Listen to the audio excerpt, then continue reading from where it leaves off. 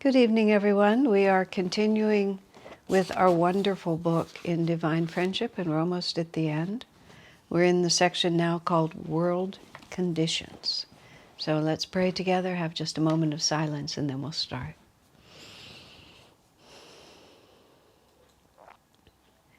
Heavenly Father, Divine Mother, Friend, Beloved God, Jesus Christ, Babaji Krishna, Lahiri Mahashaya, Swami Sri Yukteswar, Beloved Master Paramhansa Yogananda, Saints of all religions, dearest friend Swami Kriyananda, humbly we bow to you all. Help me to feel your living presence. Help us to know that you are always watching and always with us. Help us to open our hearts that we may receive your omnipresent love, and to be calm and courageous, that when we feel your inner whisper, hear your inner voice, we can act on your inspiration and move ever closer, ever more quickly to your infinite love. Om, peace. Amen. Let's meditate for just a moment. Amen. So, my friends, last week, the letter that we dealt with was what Swami wrote on September 13th of 2001 in response to the September 11, 2001 attack on the World Trade Center in New York. As it happens, we're coming up on the 20th anniversary of this, and I just saw a magazine article and people reliving and talking about all the lives that were cut off and all the implications of that. There's just there's no easy way around these things. Very, very difficult things happen in life. So Swami wrote the letter. The essence of it was sometimes you have to stand up to evil. You can't just wish it away with kind words. And if you don't have the power to transform an evil person's heart with love, then you need to face into the fact of evil and be appropriate in your response. I'm summarizing what was the whole class. So now, Swami responds to a devotee who objected to his comments on the terrorist attacks. This is September 23rd. This is 10 days later. Dear friend, there are a few points in your letter that show misunderstanding. I favor containment, not punishment. Of course, that's a very important difference, isn't it? Swami says if you, how did he say it? He said something to the effect that if you don't stand up to evil, evil just keeps marching onward. And at a certain point, you have to put out sufficient energy to stop it. I also mentioned the fact that Master said even, in a higher age where we have, for the most part, world brotherhood, he said there will still be bullies. And there will still be the need for a world police force to keep the bullies in line. So Swami says, I favor containment, not punishment. Containment means you prevent them from taking further evil steps. You don't wreak vengeance on them because they've hurt you and now you're going to hate them and hurt them back. But you do have to stop. You have to stop their evil actions. This world, as Sri Yukteswar pointed out to Master, is inconveniently arranged for the literal practice of ahimsa, which is to say the literal practice would be that you never thwart anyone else's impulse. You just let them do whatever they want to do. He said this world is not constituted that way because there's too much shadow. And if you stand for the light has to stand against the shadow. I think my image of cutting a swath of trees to save a whole forest is a good one. I've no desire to cause suffering to the terrorists, only a hope that we can keep them from causing much more suffering to other innocent people. Swami was saying, sometimes some damage has to be done, and when there is a big fire, sometimes a bulldozer will come in and he'll just take down The bulldozer will just take down a wide swath of perfectly healthy trees in order to take away the fuel so that the fire will be stopped at a certain point. Or they have another technique. I know this from decades ago when Ananda village was severely burned. They started a fire that would burn uphill because the fire had crested over the hill and was coming down, and they started a fire burning up. And it was controlled because the firefighters knew what they were doing. But when the backfire that they had lit met the oncoming fire, there was no fuel. And it was just as simple as that. There was nothing left to burn, so the fire went out because there was nothing for it to feed on. So you cut down a swath of trees and you've killed all those innocent trees, but you've prevented a greater evil because you've stopped the fire. So it's just an image that sometimes some damage has to be done in order to contain worse damage. So those who would perpetrate evil actions on innocent people have to be contained. And that may be perceived as, not a loving gesture, but it simply has to be done to prevent a worse evil from happening. Values in this world cannot be defined absolutely. This universe is under the sway of relativity. Sometimes a lesser wrong must be accepted in order to defend against a much greater wrong. And this is one of the fundamental principles of Ananda that Master impressed upon Swami was you have to be practical in your idealism. People often use the Second World War as a very good example because the evil deeds perpetrated on innocent people by that regime, primarily the Jews, but also many others, and just the nature of that regime, and it was sweeping through Europe, and it was on its way to take over the world, and so we had to go to war. The country had to go to war. Now nothing is clean, and there's always other sides to things, but that evil dictator could not be allowed.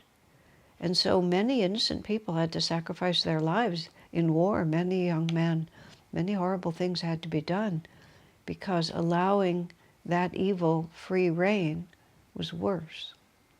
And so many times in life, there really is no pure choice. Like Swami says, values in this world are not absolute, they're relative. There's two bad choices, but one of them isn't as bad as the other one. And it's tough. Nobody likes that, but we can't manufacture a reality that doesn't exist just because we want it to. At least collectively. Individuals can make their own choices, but that's something else. Even Gandhi, who was not always realistic in this regard, urged that India be kept as one nation instead of divided, even if the result meant many interreligious deaths, which happened in any case. Gandhi, who wasn't, as Swami said, wasn't always practical, but he preferred the country to be kept together rather than separating the people who disliked each other, and it just turned out to a mess no matter how you took it. But Gandhi succeeded in creating a free India, but he did not succeed in creating an undivided India, and he did not succeed in stopping the religious nightmare, the sectarian nightmare that has continued ever since. This is just the world we live in. We can protest against it all we want, but it doesn't seem to matter. God is in charge, and this is the age we live in. America doesn't deserve the criticism it often receives of wanting hegemony. I'm not quite sure how to say that word. It is the only country in history that has helped the enemies who first attacked it. Talking about both Germany and Japan. I don't know what America plans, but certainly they don't want to kill innocent civilians. Whatever response America's going to take to this attack, They're not going to go and seek out innocent people and murder them. That's how Swami feels. For individual devotees, the matter is different. Okay, this is where it's different. When you're talking about national situations, international, global, it's hard to strike clear values. But you look for the best. And Swami was a great defender of America. I'm not sure how many other letters are in here. He did not at all approve of the idea that merely because America had failed to live up to its ideals on multiple occasions, that therefore it was a country without ideals. He felt that that was just this sort of crazy, impractical thinking that people are prone to. For individual devotees, the matter is different. I had to bear great injustice from SRF and took it as my karma instead of attacking them. Only after 40 years of persecution and SRF's attempt to destroy me and Ananda by lawsuits have I accepted that I've had to speak out. But I've no wish to harm them, only to prevent them from destroying Ananda. So Swami's saying when somebody behaves badly against you, there's no principle that says that you have to stand up for your rights and fight against them. If that's the appropriate response for you for various karmic reasons, you may have to do it. But when Swami was severely ill-treated, he just thought, there's no point. What is the point? But, as he specifically says, starting in 1990, SRF attempted through lawsuits to basically, well, just what he said, put Anand out of business, is how the judge put it. And Swamiji actually said if it had only been him, if the only person impacted by that action had been him personally and he alone, he still wouldn't have defended himself. But by that point, hundreds of people had, thrown their lot in with Ananda and made our lives Ananda. And Swami didn't feel it was right for him to stand back and let all those people who had trusted him be hurt. So on that basis, he then stood up. And he did. And then he fought hard. He fought really hard. Because he says, if you're going to do it, you have to do it. And they matched his energy, but in the end, the laws of the United States were against religious monopoly. And so Ananda prevailed. Your view of these things will undergo change as life brings you to greater maturity. I guess this was written by a young person or a person of inexperience. Meanwhile, keep in mind that the scriptures themselves teach what I have said, to act not with the desire to harm anyone, but to prevent harm to many people. Not to act because of fear, however, would be karmically wrong. Of course, no one wants war. Even war, however, is preferable to not standing up for what is right. And that is also a very important principle. A lot of times, and this came out a lot during the litigation years, devotees don't like conflict. And so we will do anything often to avoid conflict because we prefer harmony. But there's a certain point where to avoid conflict becomes the act of a coward. And you just have to be unafraid of the conflict. I mean, a coward in the sense that you fear the conflict.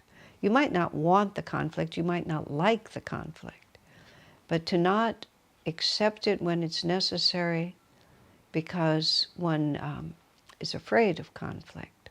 That's why I said you have to act appropriately for your own karma. As Swami says, not to take yourself into account is presumptuous.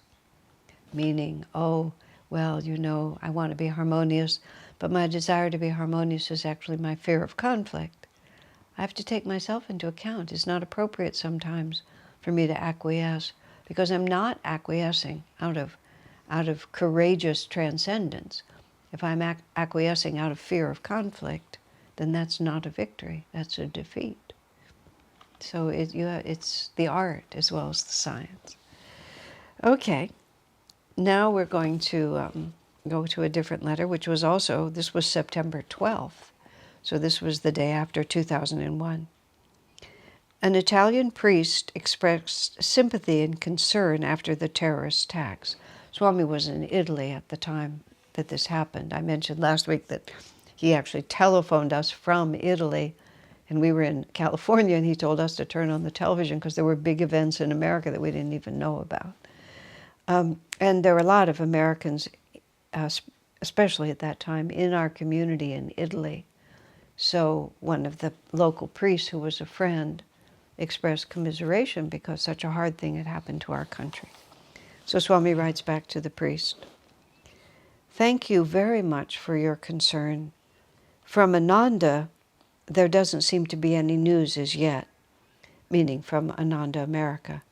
"I know of no one who has been touched personally by this tragedy," because we had a very small presence, if any, in New York City, and this was a very localized event in New York and Washington, and we were mostly on the West Coast. "The whole world is, and has been for some time, in a state of war between the forces of light and of darkness." Now this is 2001. The world is and has been for some time in a state of war between the forces of light and darkness. That's a pretty strong statement. "The war is not between one religion and another, or between one political system and another, but between the aspect of human consciousness which tends upward toward God, and the other which tends downward away from Him and toward material fulfillment and all that is born of matter consciousness, hatred, greed, intolerance, and the desire to destroy, as opposed to the life-giving desire to build and create." Now think about this for a moment. Think about music, think about musical performances, think about movies, think about television shows. Like, what is the central reality that we see going on? On one hand, there is a very large, speaking of America, but really through the whole world, there's a very strong New Age movement, expansive movement toward meditation, toward simpler living, toward living in harmony with nature, just many good forces. Simultaneously, and I'll point to the entertainment industry, if you just look at what kind of images, personalities, values are being constantly put forward in movies, television, insofar as print media, on the internet, it's just like the darkening forces are stunning. Now, I'm a little out of things, partly because of my age, partly because I dropped out of popular culture 50 years ago. And I'm not stupid, and I've lived in Palo Alto. I haven't lived in an isolated area for 30 years.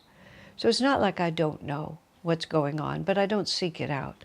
I was talking in some context or another about sexuality and, the lack of moral standards, and I was talking about movies and so on like that. And then someone said to me, you don't even know about internet pornography, which of course I don't know about it because it's just not something that ever interests me. But the person was telling me, young boys and girls nowadays are introduced to the most extraordinarily, the word vile is what comes to mind, the most animalistic concepts of a relationship between the genders or with the same genders. It's not even any of that. It's just sexuality completely devoid of commitment, affection, love, kindness, support, anything. And it's anybody who knows how or has a scientist been interested. I mean, things that were unimaginable before are now common. Everybody has those pictures in their minds, or so I've been told, or can if they want them. Someone was also commenting to me about, he used the phrase, which just was perfectly ordinary phrase, first-person shooter video games. I thought, first-person shooter? I mean, that means you're behind the gun, and all you see is, I mean, there's a video game, but oh my God, what an image. I read in some article about the armed forces, is very interesting statistics. First World War, First World War, Second World War, Korea, Vietnam, up until the Middle East, the Iraq wars. And the weird, interesting statistics. How many soldiers never fired their weapons? Because they just didn't. They didn't want to. And they found a way not to. And how completely different it is now. And many people say it's because of those wonderful first-person shooter video games, where people just get to shoot all the time. And then you just talk about the movies. Like what, it's just like, and it's all so normal that we've become completely anesthetized to this. I mentioned before when a young friend of mine, college-age person, made just some remark about something, and my comment was, you have no idea how just morally bankrupt what you just said is. And this person has very high values. It's just that we've all been anesthetized to a gross level of reality that we don't even think of it as strange. And people with an absurd amount of wealth just spending it in the most selfish ways. And once again, we don't even think about it. This is what Swami says. For a long time, the downward pulling forces of greed and materialism and self-indulgence and selfishness and take what I can get, why shouldn't I? Have been at war with man's higher nature, with the forces of light and kindness and compassion and self-control and generosity. And fortunately, there's a lot of light in this world, but there is a war going on. And there's a lot of power on the side of darkness. So much so, as I say, that people don't even know it. They just don't even know it. You go, I don't know whether it's true now because I haven't been out that much lately, but I remember the period of time when all the women models, basically they looked like drug addicts. You just see these big expensive brands and you see these gaunt females with dark rings under theirs. I mean, really, if you didn't know what it was, you would think it would be like, some anti-drug ad, like if you're not careful, you'll end up like this. But it's exactly with the opposite. It's like, wow, spend a lot of money on these clothes and you can look just like these gaunt, strung out, bleary-eyed people. Look at it, think about it. It's even just, I've rarely missed an airplane in my life, but in 2015 when I was trying to get from India to Israel, just as it happened, I made a very stupid connection. I missed my plane. It was all my fault. Then I managed to get another flight for the next day. I was in Rome. I was trying to get to Jerusalem. I made a flight for the next day, a very expensive flight. I didn't want to have to wait another day. And I got to the airport, and I usually just sit down by the gate. I like to be early and I like to be relaxed. I'm sitting by the gate, but right in front of me is this like 4 by 6 foot video screen that is flashing ads. And it's just shifting every few seconds, and I just couldn't stand it. I couldn't stand to be watching it and having it affect me. Even I didn't know how to do it, so I turned my back. And I had some work to do, and I was doing some work, but I had my watch, blah, blah. Well, the ridiculous part of it is, I just was working. I was at the gate. I'm looking at my watch. I turned around at the time I thought I could get on the plane, and they were closing the gate. And it turned out, and I was just like, what do you mean they're closing the gate? I'm sitting right here. How could I have missed a plane? I'm sitting right here. I'm looking at my watch. I couldn't even speak to anyone there because the gate was closed. I go over to the information counter. I said, what is this? I was right there. And I point to my watch. The man looks at my watch. My watch battery was running out, and instead of stopping, it slowed down exactly long enough for me to miss the plane. Unbelievable. At which point, when I saw that, I just said, God's will. I'm just, for some reason, I checked back into the hotel for another night, and I mean, I lost several $1,000s. I mean, it was insane what happened to me. But it was all because of that video screen. And everybody else is just sitting there letting these images just flash in their minds. How can we think? How can we have any peace? And they're just doing it because they don't want us to have any peace. They want us to be agitated and angry. They, because the forces of, and I'm not talking about the great global conspiracy. I'm just talking about the forces of shadow and light that are always playing themselves out. And we get to choose which side we're going to be on. And fortunately, we can join either side. It's not like we have a government drafting us, at least not yet. So, he says, between that aspect of, I'm rereading this, that aspect of human consciousness which tends upward toward God, and that other which tends downward, away from God,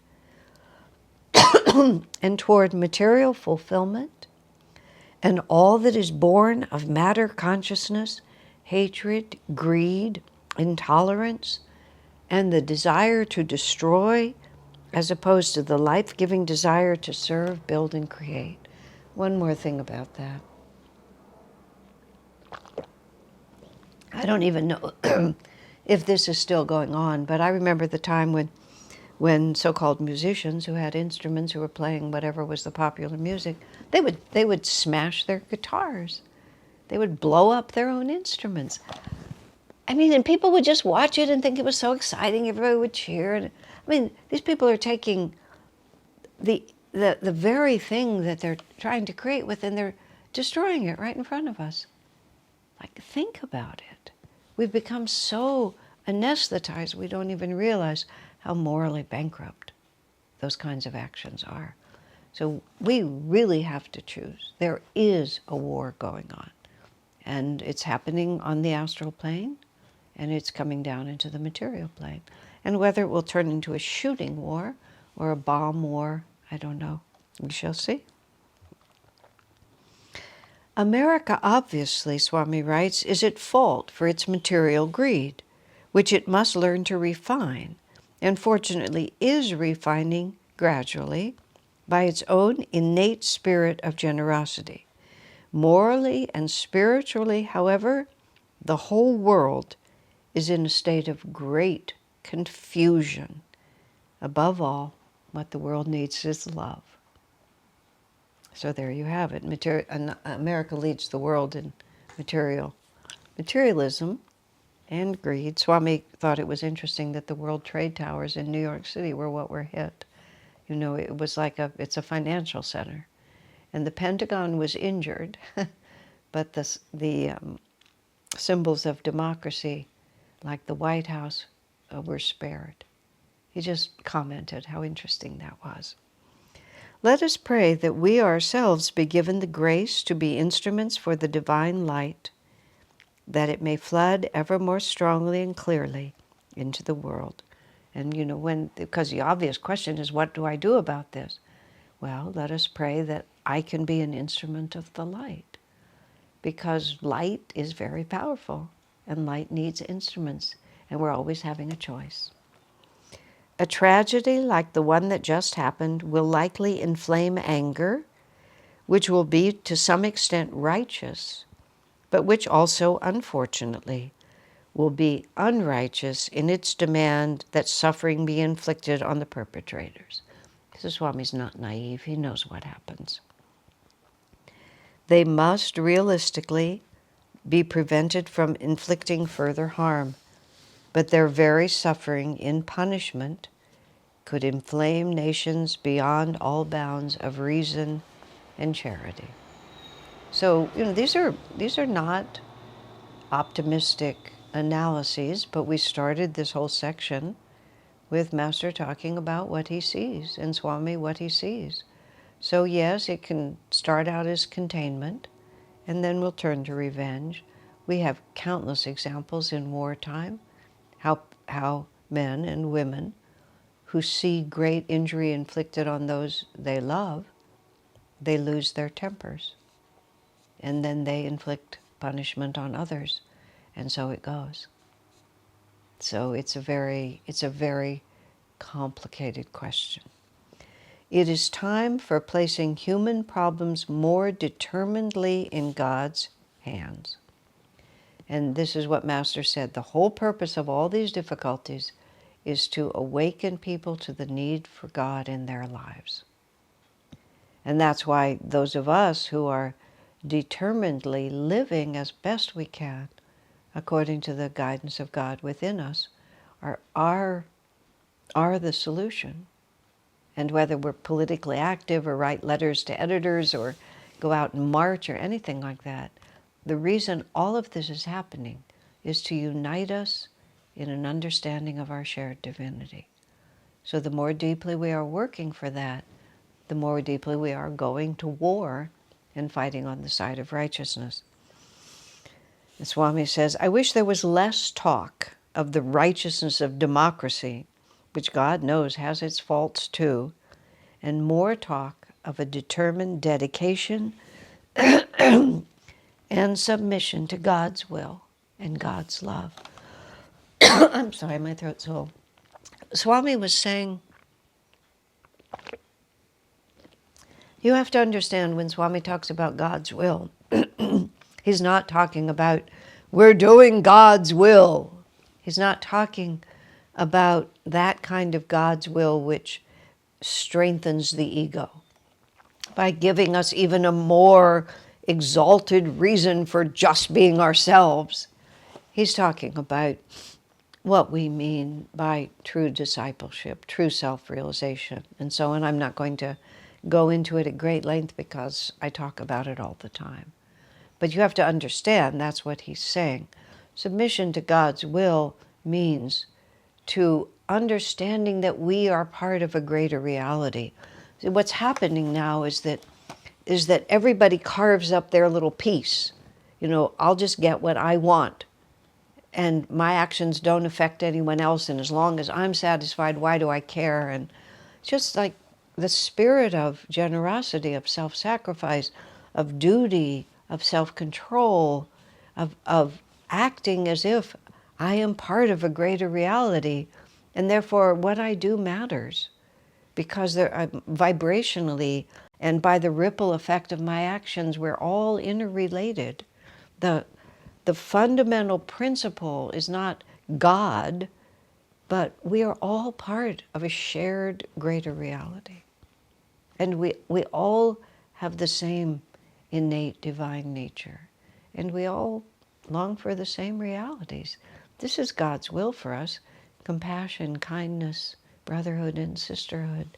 That's what the masters are trying to give us. And we're not learning it. And so we may have to suffer more. That's simply what Master has said.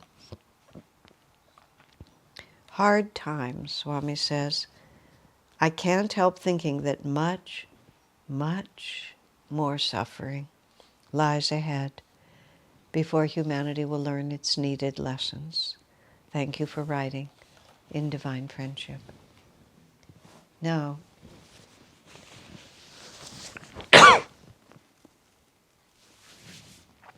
it's not that Swami wants this to happen. Now, you have to bear in mind, there are certain principles that are essential to understand all of this, and I often reference the yugas, where we are all planets, go through cycles, and we have chosen to incarnate in a very tumultuous period on planet Earth. And on my YouTube channel, if you type in yugas, R-U-G-A-S, or planetary evolution, and there's a wonderful book called The Yugas that you can order from Crystal Clarity. I highly encourage you, if you don't already really understand the principles of the yugas, it changes your entire perspective on what's happening. The Earth, it's interesting, it's like planets get closer and then farther away from the center of energy in the galaxy in which they operate. And Earth is moving closer to the center, and therefore consciousness is rising. But we've just come out of a relatively, comparatively low period, a period of low consciousness, and there's just an enormous conflict going on. There's a war going on. Now, bear in mind, the planetary situation is just the backdrop. It's not the real plot. The plot is the individual jiva, the individual spark of divinity that exists as an individual, and, me and you. And we are on a very long journey through many incarnations, from delusion to enlightenment. And when Swami asked Master, do we always incarnate on the same planet? Master laughed. He said, there's countless planets that we can incarnate on. The question, is there other intelligent life in the universe? Master said, of course. And he said the creation is teeming with conscious beings, sentient beings. And some of those planets are far more advanced than ours, and some of them are less advanced, because everybody's going through these yuga cycles. But when we're in the astral world, between our material incarnations, we can incarnate on any of these planets. Master said, no, you incarnate on many different planets. He actually said, if you only incarnated on the same one, you would learn too fast, is how he put it, which seems like kind of a cruel thing to say, but nonetheless, that's what he said.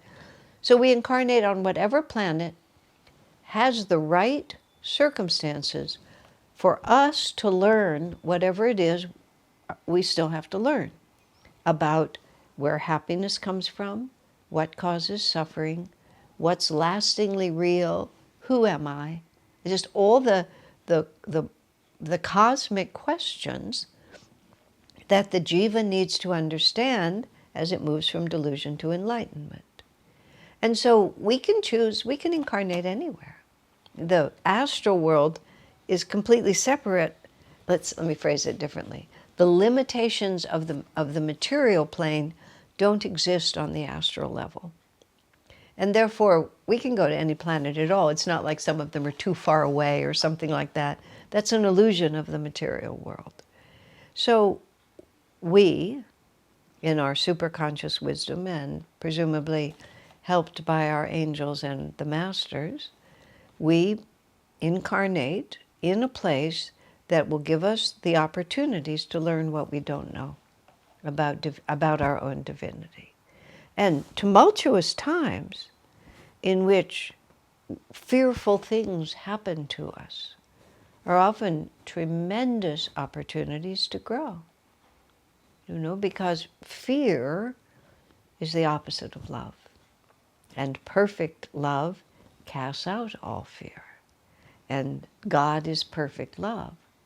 Well, someone asked Swamiji, how can you tell if you have karma around something? He says, anything you're afraid of, you have karma there. But I think, well, I'm afraid of being tortured. I'm afraid of being imprisoned. I'm afraid of having my heart broken.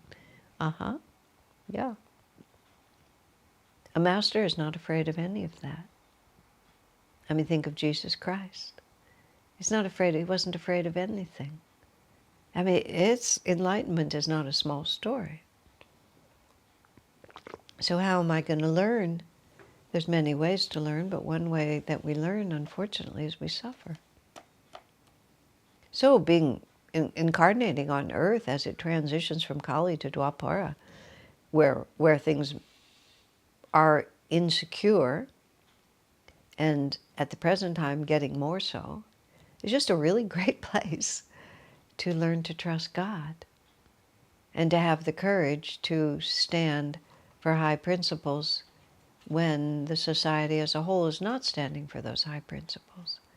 Like, how else would we learn those lessons? So now we get to. So it's not a curse at all.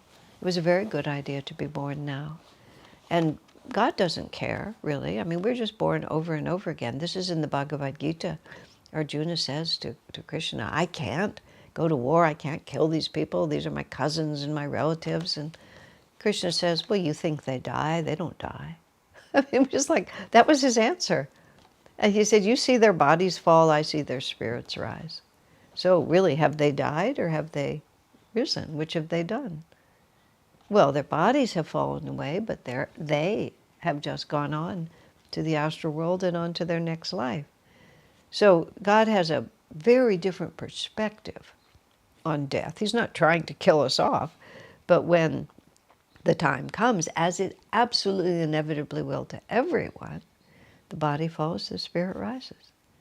Master went so far as to say, when a soul is born on earth, there's a birthday celebration on the material plane and there's a funeral in the astral world, because that person is gone from that world and is now in this one. In this world, when someone dies in this world, there's a funeral on the material plane and there's a welcome home birthday party on the astral plane. So which is more true? I mean, from the material plane, most of us can only see this dimension. But if we could see both dimensions, what would we say? Ramakrishna was a great avatar, lived in the late 1800s in Calcutta, India. When his nephew, who'd been his companion and caregiver and friend for many years, his nephew died, he died. And Ramakrishna, who was this marvelous mix of the human and the divine in one reality, on one hand, he was dancing in ecstasy and talking about how when Hridai died, he saw his soul ascending in light. And then, Ramakrishna was just ecstatic because Hridai had died. And then the next moment, he was sobbing because Hridai had died. And who will walk with me by the Ganges? Who will bring me my tea in the morning? Who will talk to me in the evening? And he talked about all the ways that he'd lost Hridai. And then he would think again of the bliss of Hridai's soul, and he would then go into that ecstatic state. Both are true. This is the nature of this world. And the solution to what we're dealing with is elevating our consciousness. And all this sectarianism and hatred and racism and, above all, greed and materialism. It's a war. It really is. It's the war of Kurukshetra. It's manifesting a little bit in society, but the real war is inside. Where do I put my consciousness? And when darkness intrudes, because it's happening too close around me, do I fear it? Or am I able to trust in God, even in those hard moments? I mean, none of us, until we're free, are free. And that's what we get to work with. I'm saying all of this because it's very important. And Master told us it's going to get harder. So we need to be ready. Swami gave a series of talks once called Building Spiritual Power Against Troubled Times. And it's worth thinking about. So now, September 19th, 2001, we're still in this same section, on responding to the terrorist attacks. He says, the issue wasn't easy for me to address. For of course we should look for the cause, but how much are people actually able to introspect? Meaning, we should think about what we've done wrong that's brought this on us. I got a letter from someone saying we should love, love, love the terrorists. Beautiful. But do you suppose anyone really does that, including the person who wrote me that letter? I don't think so. The important thing is to be real, not hypocritical. You see, the war that's going on between light and darkness is not a war of words. It's a war of vibration. This is not a debate. This is not a debate in which I can be so clever as to argue my side and persuade you of my side and get 5 impartial judges to say my argument was better than yours. This is a war of vibration and of consciousness. So if you just say love, love, love the terrorists, but really if you were standing right in front of such a person who was going after someone you love to kill them, what kind of an impulse would actually arise in your heart? That's who we are. I mean, it's easy to sit in a sanctuary desk somewhere and write beautiful poetic words. It's quite different to actually have that power. Now, Mahatma Gandhi, when the man came up and shot him, his words, he said Ram, Ram, Ram, and he pronounced to the man who killed him. And that was not pretense, that was just who he was. God in the form of Ram has now come to me as an assassin. And Gandhi, but look at the life he lived to be able to actually do that. Jesus Christ on the crucifix, on the cross, looked at those who had crucified him and said, Father, forgive them, for they know not what they do. Instead of feeling any anger or antagonism or fear against these people, he actually prayed. He actually interceded. Father, forgive them means, this is not good karma for these folks, but I'm going to divinely intercede for them. That's what his prayer meant. Father, forgive them. Let them be spared. They don't know. They don't realize what they've done here. I mean, that's extraordinary kind of love. Swami talks happily about a dream he had in which, people who, his self-declared enemies, as he called them, self-defined enemies, were burning him at the stake. And he felt perfectly relaxed. He didn't feel angry with them or anything. Well, they just want to burn me at the stake, so they will. And he told us all about that dream. He was rescued by his friends, but he said he was equally even-minded when he was rescued. There was no change in his consciousness between being burned at the stake by his self-declared enemies and being rescued from that fate by his friends. And he afterward commented how nice that was, even in his subconscious state, that it was just all the same to him, because it was all, he could feel the presence and the will of God behind it all.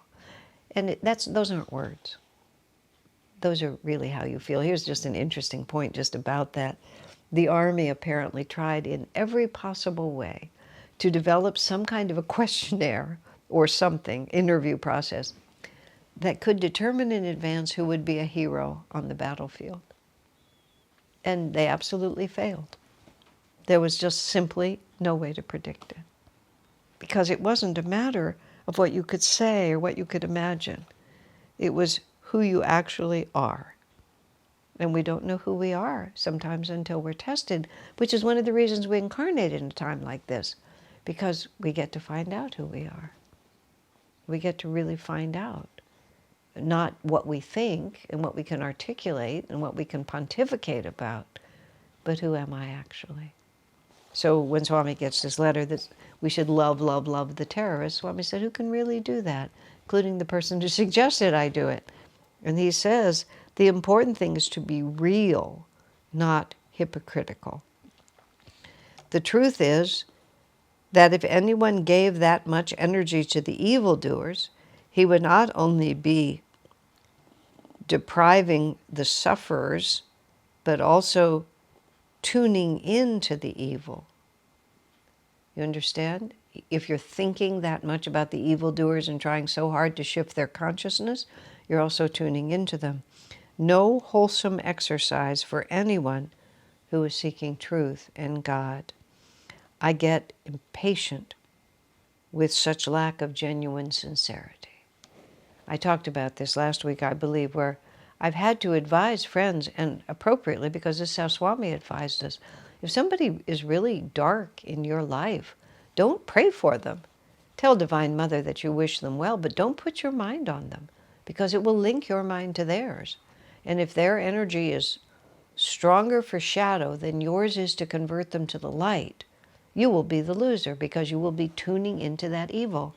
So Swami knows that the person who wrote this letter to him doesn't have the power to really transform those people, and should not be putting his mind there, because it will just he'll be pulled down by that shadow. I believe last week I also mentioned my friend who had serious cancer and was concerned about going through the rather draconian allopathic medicine way of dealing with it. So she said to Swami that she was going to heal herself through natural means. And Swami just looked at her and looked her in the eye very calmly, with no judgment. But he just said, "Do you have the concentration and willpower to do that?" And with his truth-telling energy in front of her, and she's just looking right back at him, she said, "No, sir, I don't."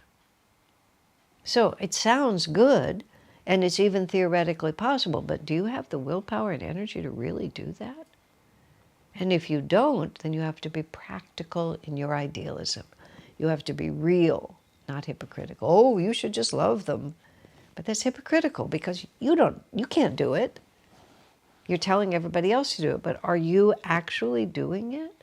Whoever the you is, am I actually doing it? I can't suggest it because I can't do it.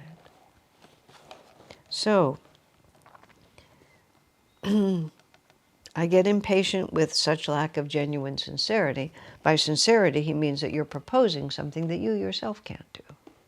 And it's not sincere. This is what we all should do. But it's not sincere because I don't have access to that power. So Swami says, that was a good article from the Dalai Lama. I remember that the Dalai Lama wrote something very good at that point, but I don't remember what it was. He told the truth. Oh, yeah, of course, the Dalai Lama wrote about everything that happened to China and Tibet and the choices he personally had to make.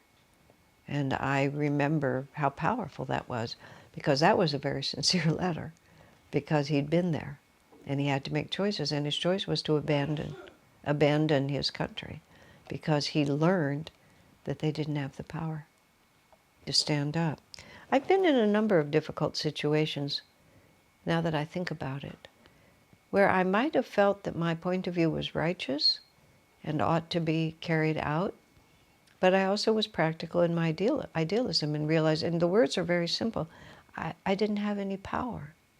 I either didn't have responsibility, or I didn't have influence, or I didn't have the respect, or I didn't have, the support of others.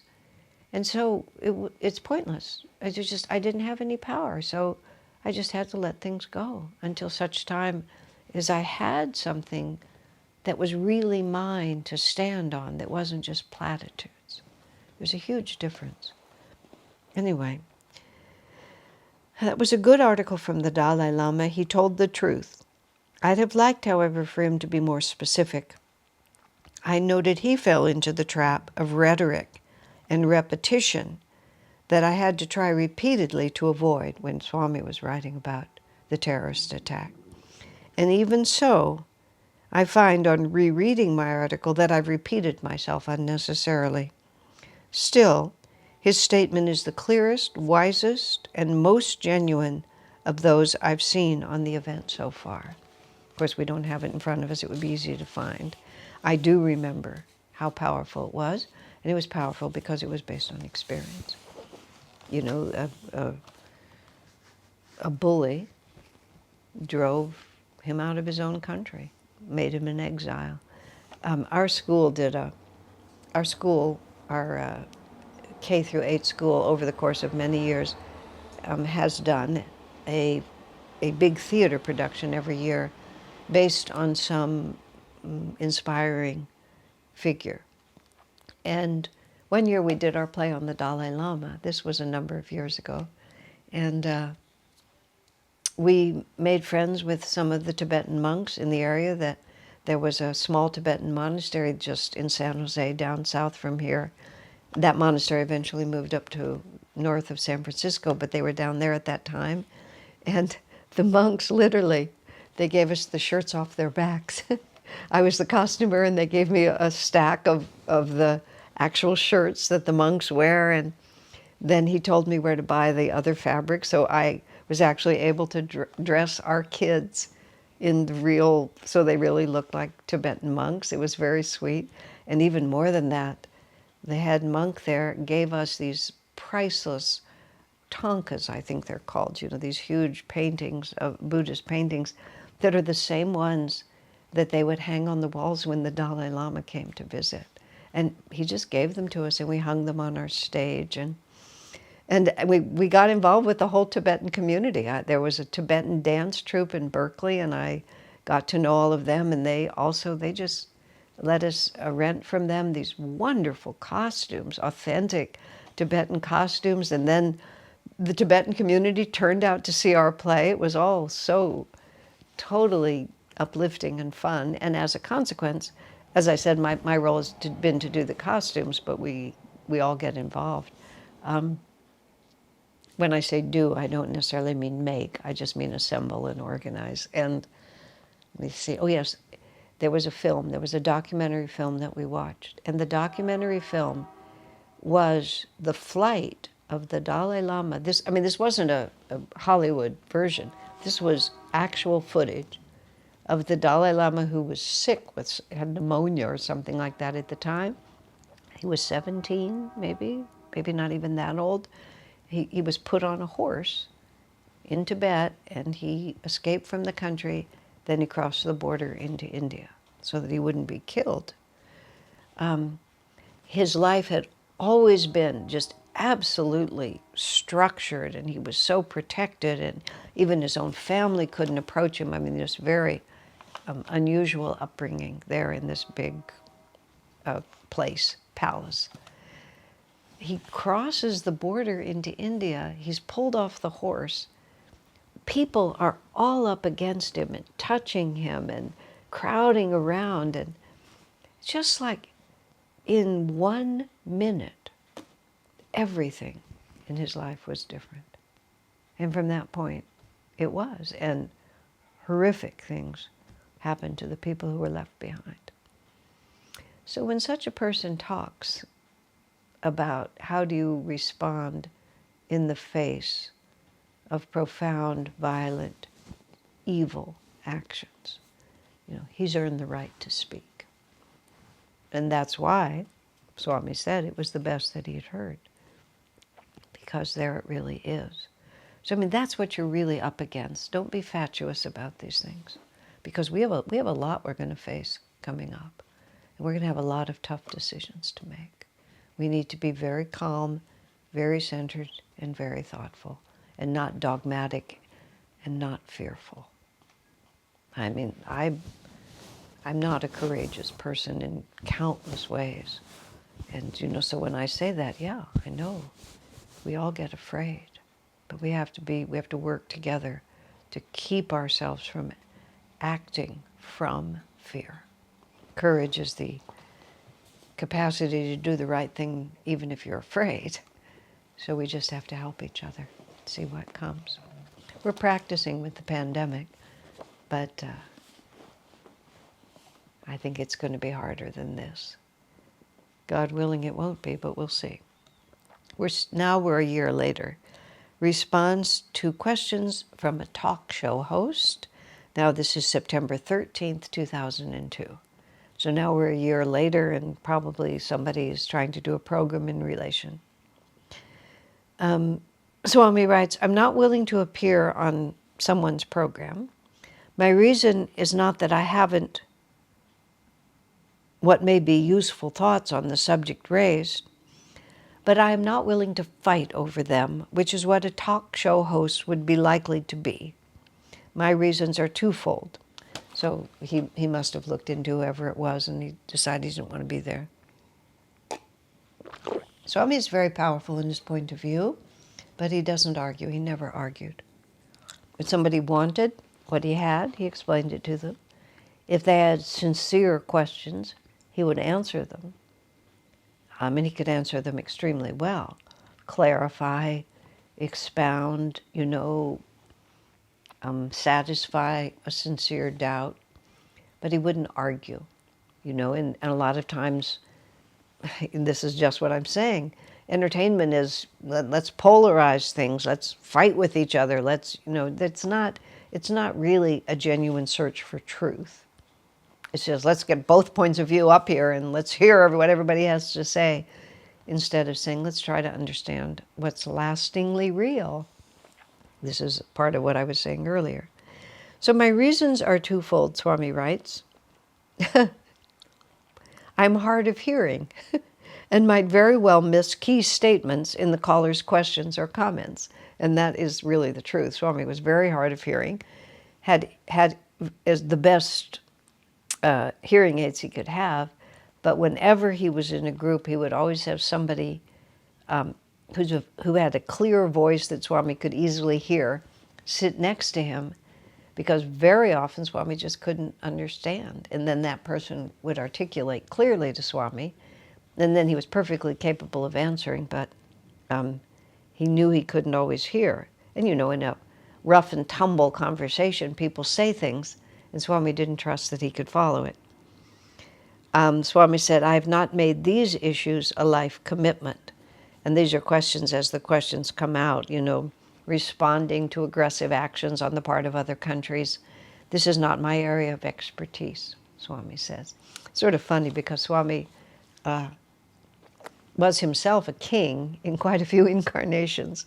And it was a very small thing, but I had such an amusing, somehow it made such an impression on me. Swami would sometimes comment about the actions of world leaders, or he would comment about world political events, but when he would comment as if he were one of them. I would speak about the president or the premier or the dictator, and it was just clear that I was just from the peanut gallery making a comment. But when Swami would talk about these global leaders, he would always be talking as if he was sitting at the table and commenting about what they should do. And the remark he made once, it was such an obvious remark, but there was so much in it. It made an impression. He was talking about Israel, and he was talking about Israel having captured the Golan Heights, and that there was international pressure for them to return that land to whoever had it before, which I think was Syria. And Swami just said very simply, they should never return the Golan Heights now that they have it. It would be folly to give it back. And it was, just a political statement. But I could see it was from one who'd had to defend his country many times before. And now that they had that strategic advantage, which when I went to Israel, I really saw what that was, because for years, the opposition could be at the top of that, and they were just like the Israelis were shooting ducks. And when they got that height, it just made all the difference to their security. And Swami was just, they should never give it back, no matter what international pressure they face. But it was that feeling.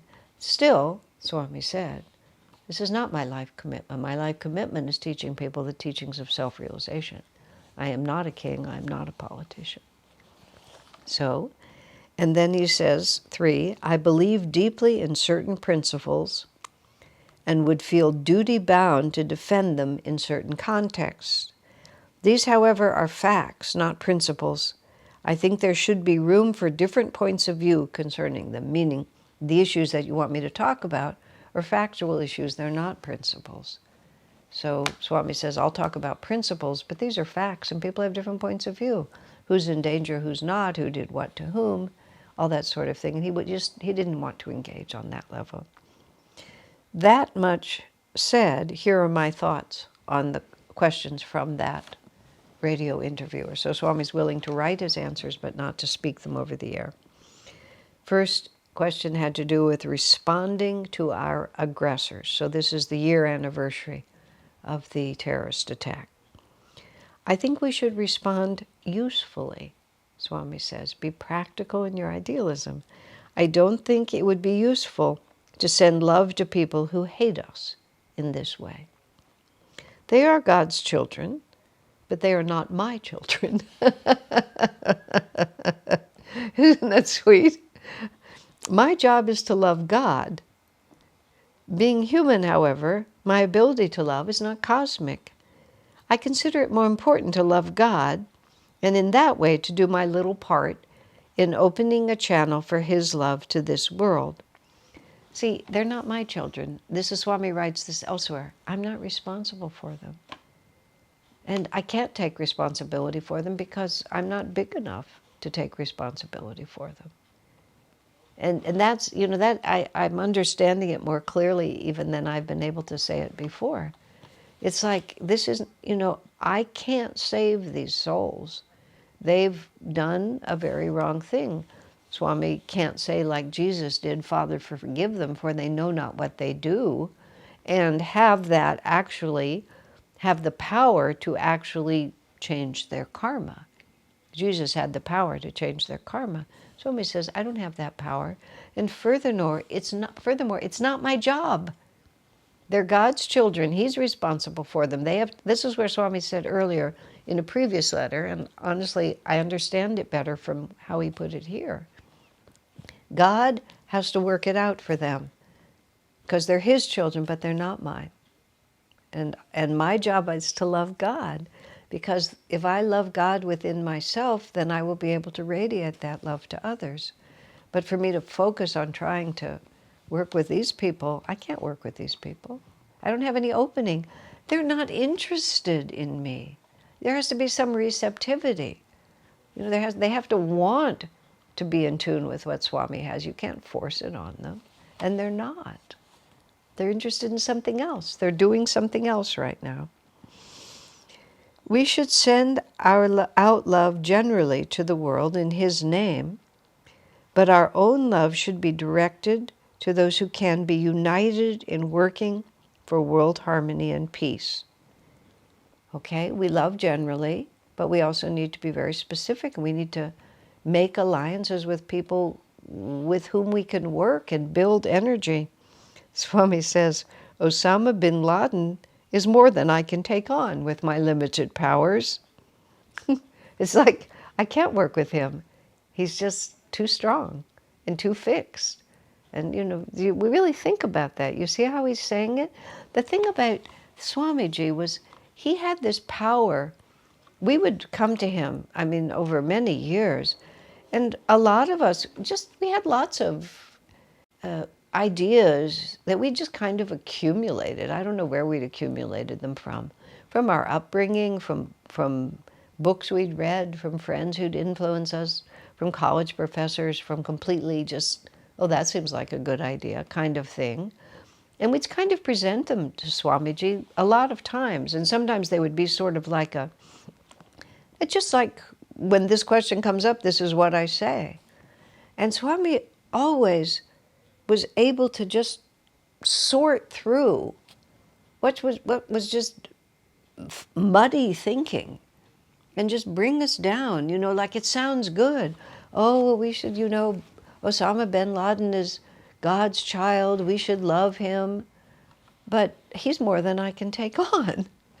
You know, my love's not going to touch him because he's not interested in it. We should work with those who we can make power together. So, very important. And it's not my responsibility. It's just like nobody's asked me to reform these people because it's a foolish thing to ask of me. I can't do it. So Osama bin Laden is more than I can take on with my limited powers. I don't wish him ill. I simply feel that the best I can do is wish all well who want to work for God's light and love. You know, it's just, there it is. Had I been on the plane from Pennsylvania that was flying to Washington, I would have joined the attackers of the terrorists. It would have meant my death. I wouldn't have hated the terrorists, but I feel we must stand by truth. Life and death are not important before such issues. We must all die someday. I'd rather die for truth than try to live for untruths. So I guess the question was also, what would you have done if you were on that plane? Well, I would have sacrificed my life for the sake of others. Of course, that's what I would have done.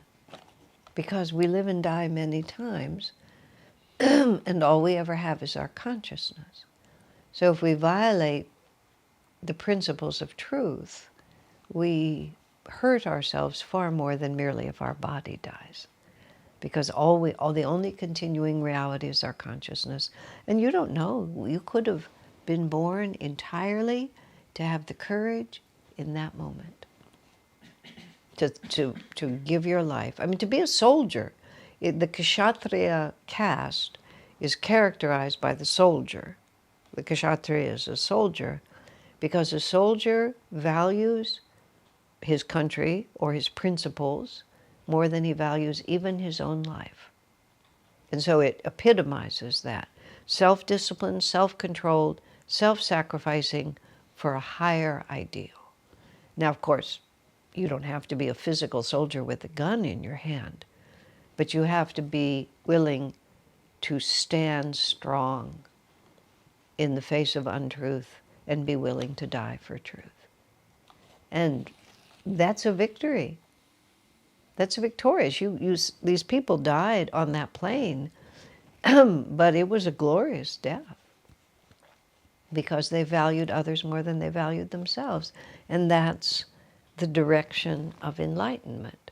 And because their bodies die, but their spirits rise, as Krishna says, nothing really happens. So, and it was the only choice at that point for those on the plane. I mean, I often think about that, as many people do. Wow, what a moment. That you would know that, in half an hour, I won't be breathing in this body anymore. Quite a time. Sometimes people do know that. And you get this wholly different. I had a very interesting experience once in that respect. There was the husband of a woman who was part of our church, and I knew him socially. He never embraced the teachings of Ananda, but he was very supportive. He was very supportive of her. He was a self-made man. He was very successful, very successful. He loved his money. He spent it a lot on himself, not in awful ways, but in just enjoyment. Pleasure was his watchword. But he worked hard, and he was maybe in 50 or something like that, and he was an athlete. He used to run 5 miles every day, and he developed a backache when he was out running, and it was persistent. He went to the hospital and discovered that his body was riddled with cancer. It was in his bones, up his spine. There was no hope for him. Then something happened, and he lost consciousness. Well, actually, and there was about 2 weeks there, and I talked to him and talked to his wife, and his basic attitude, he loved his life. He was perfectly happy, but he used the phrase, "It's been a good run. I have no complaints.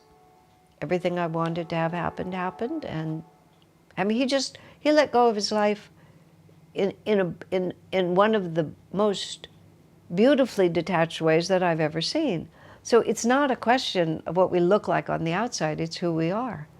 He didn't conform to any of our teachings, apparently, but nonetheless, he was deeply grateful for every good thing that happened and completely courageous in saying goodbye to it. So there was no hope for him, and he wasn't going to even pretend. And something happened, and he had a crisis, and they put him on a life support machine, and he had been unconscious. And his wife made the tough decision to take him off of life support. So then she called me and asked me to be there. So at 3 o'clock on a Tuesday, they were going to take him off of life support, and they didn't expect him to live more than 5 or 10 minutes after that. So when I got there, he was fully conscious. He had been unconscious. He was totally wide awake.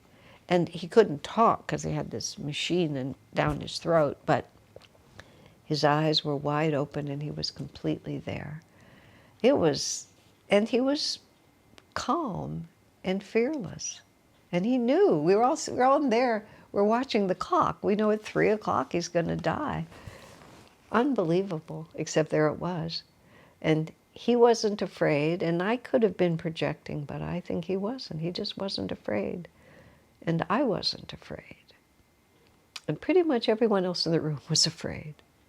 And it was when I realized, wow, the one thing that a self-realizationist can bring to a deathbed is the lack of fear. And the hospital protocol is that before they take someone off of a life support machine, they'll give him some heavy narcotics. He's going to die anyway, so they'll give him, heavy narcotics. I tried to talk to the doctors and the nurses and said, he's fine. He's not at all afraid. You don't have to do that. But I realized, well, one, it was protocol, but I also realized that they needed to do it. You know, it must be hard being in that position a lot if you don't have, if you don't understand that we are part of a greater reality. So they sedated him. So when they took the life support off, he was already unconscious. And he lived just, a couple of more minutes because he was gone. But wow, I just, it reminded me, which I have always known, but it reminded me, don't be superficial in your judgments of people. You never know who people really are. In a moment like that, he proved himself to be a great yogi. And maybe that's where all his power as a businessman and so on came from. I really couldn't say. It's just quite something to remember. Oh, when I was in another country, I met a man who was a heart surgeon. And he was a very high-level surgeon, and he often worked on the last chance cases. Maybe something he could do would work. So a lot of his patients died because they just did, because that's where they were. He was making an effort, but it couldn't be done. And he had become deeply involved in our teachings.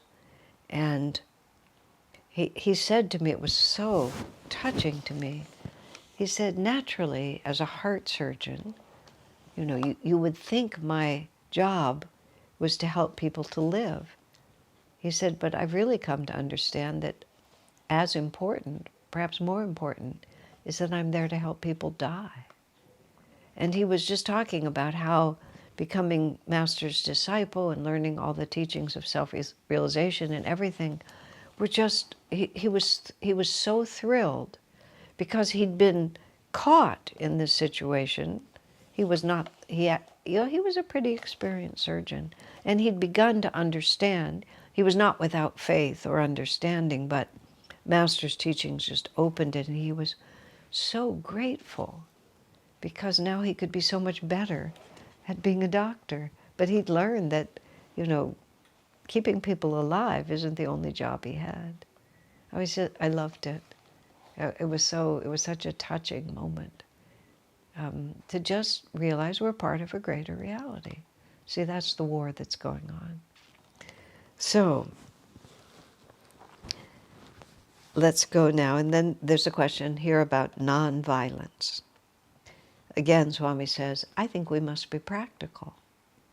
A nonviolent movement would not be practiced at this time and is not the way to bring about a cessation of violence on earth. There were a group of politicians who wanted to advocate pacifism, I guess how you say it, and they commissioned a study, and they discovered that every country that had laid down arms and tried to make the whole nation of pacifists was taken over by some warring, aggressive country, that there was no example in our history on this planet of it ever succeeding. So that's what Swami says, a nonviolent movement could not be practiced at this time, would not be practical at this time, and is not the way to bring about a cessation of violence on earth. Were I a Jesus Christ, I might have the power to win evil with love, though he was crucified, wasn't he? So he may have had that power, but nonetheless he was still crucified, wasn't he? No, I don't think violence is the answer. But if I am attacked, I think it is my duty to win in some way for the truth. If I can win with love, all the better. If I haven't that power, then I must fight. Not with hatred, but with love for truth, and not for those who are in error. It's very interesting when you read Swami's autobiography, The Path, and actually just in general when you talk to him, he recites in a number of places in the book about he had to fight, or other people would fight him and he had to fight back. Physically, he had to fight back. Or when he could fight back, he did, or he had to endure physical attacks when he was simply overpowered and there was no other response. But he didn't run away or back down from a fight. He just faced right into it. And even when he knew that the aggressor was stronger than he and would be able to overpower him physically, Swami still stood up to them. And so did Master. When you read Mejda, the book about Master's childhood, there are multiple examples in which Master stood his ground and fought. Those are very important examples, because you would think, that these souls, of all souls, would be above violence, but they were practical in their idealism. And, it's especially interesting to me about how, because sometimes nowadays people don't want little boys, to learn how to be tough physically. And so I find it interesting that Swami tells stories about boyhood fights, and Master's life also has stories about boyhood fights. It's just, we have to think clearly. We can't just be fatuous because it sounds better. There was a story told about a young boy who lived at Mount Washington. Mount Washington was the ashram where Master lived from 1920 until his passing in 1952. He had a couple of other places, but that was the main headquarters. And in the early years, it wasn't the strict monastery that it became. There were people who brought their children there, and there were children who also lived there. And there was this one boy, I think he was about 6 or 7 years old, maybe a little older, and he was sort of pacing around in the hallway of the dining room where Master was eating, and he might have had some weapon with him, some toy weapon, and he was behaving in a very warlike manner, and some of the women were quite, upset that they were thinking this warlike manner on the part of this little boy wasn't really appropriate. But Master saw the boy, and he called the boy to him, and he sort of asked him what he was doing, but in a way of, he wanted a report, he wasn't calling him on the carpet. And the boy said that he was there to protect Yogananda from the bad guys. And Master said, well, if you're going to do that, you need to be closer to me. So would you be kind enough to just stand behind my chair in case someone comes at me? And so the little boy got to just stand behind the chair and protect Yogananda. And far from thinking that was something that shouldn't happen, Master knew that it was something that should happen, that the boy needed to feel the courage. And that's how he, in his child mind, that's how he saw it. And of course, there were no bad guys invading it. But Master knew that it was very important for this young person to develop in himself the courage to defend what he loved. Instead of being told, no, you shouldn't be doing that. Of course you should be doing that. Because there may be times where we have to give up our lives and stand up and fight. It's not a world that is very familiar to me, but I often wonder. This was not physical at all, but at one point when I was involved with these really terrible attorneys, this was during the SRF, the litigation that Swami referred to.